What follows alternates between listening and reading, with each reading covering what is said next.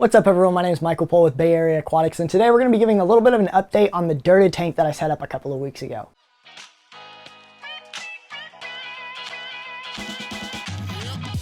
Alright, so this video is going to be kind of short and sweet because there's not much to update, but there's some important updates that I wasn't expecting that I found out were really common, but I didn't know, and I don't know if I just didn't research it enough or what. But I'm really liking the dirted tank so far. The plant growth that I'm seeing in that 10 gallon with the dirt, I've got some plants that are in here and in my other 10 gallons and some various things, and they're the exact same plants. I cut them to the same height and I put them in just like sand with no root tabs. I put some in sand with root tabs, and I put some in the dirted tank just to see what the growth would be like. The dirted tank has like twice the amount of growth as all the other ones do. So it's definitely got a lot of nutrition, same lighting, same tank setup and everything like that. Just one's got dirt, one's got just sand. And I think that's kind of fascinating. The colors on the Bacopia and the red Lewigia are like insanely good. The crypt looks really good on it. And so I'm really liking the colors on it. I can tell that it's definitely going to have a good long-term, once this tank kind of grows in and fills in fully, I'm really going to like the colors on the tank. One thing that I wasn't expecting, that I was told I should have been expecting, is all the algae growth. I've been battling algae left and right in this tank. It has been so bad in this tank. I'm constantly pulling out algae, staghorn algae, there's a little bit of blackbeard algae in there, there's just all sorts of diatom algae and everything else, hair algae, etc.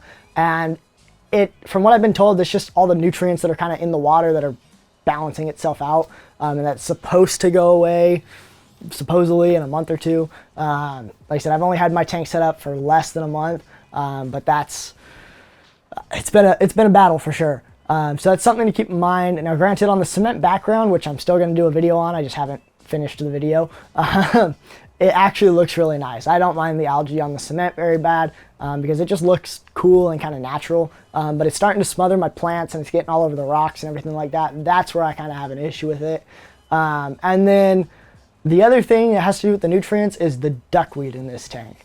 I have to scoop out duckweed like 3 times a week, because in 2 or 3 days I'll go from like, a soda can top size worth of duckweed to the entire 10 gallon tank top being filled with it. It's blocking all the light for the rest of the plants. And so I have to constantly go in there and scrape duckweed out and pulling out more than any of my other tanks. So much so that I even put some in some of my other tanks to use as like a natural filter, just because there's so much of it in that one and it doesn't grow in some of my other tanks. Last but not least, with this little bit of a tank update, I had a scarlet batis in the tank and I don't know where he went.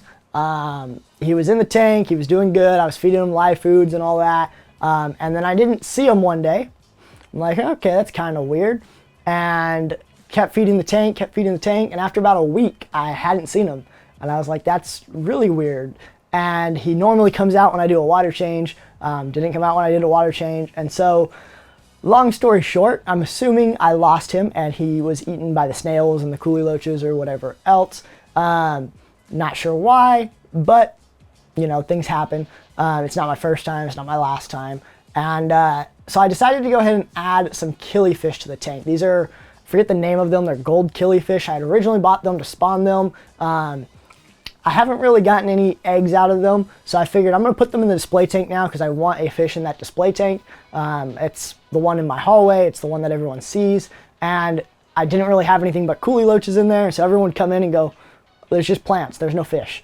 It's been really nice having these killifish kind of bringing a lot of action and a lot of swimming into this tank. And so I figure I'm going to kind of keep them out there, get them conditioned, feed them really well, and maybe in a couple months when I have a tank freed up, because I am a little tight on tank space right now, pull them out of that tank and bring them back into the breeding setup and see if I can get them to spawn a little bit for me, and see if I can start pulling some eggs and get some killifish fry. And like I said, that's pretty much it. I wanted to keep the videos kind of short and sweet, but give you guys a little bit of an update on what's happening. I'm trying to get better about updating and as the process goes on versus going, I set it up and here's the teardown and nothing in between. So I'm trying to get a little bit better at that. So I just want to give you guys an update because it's one of the tanks that you guys always ask about anyways in the comments, and I do appreciate your interest in it. So if you're new here, be sure to hit the subscribe button. If you want to get notified every time I upload a video, hit the bell notification and you'll get notified. If you liked the video, give it a thumbs up. If you didn't, you know what to do. As always, thanks for watching and I'll see you guys next time.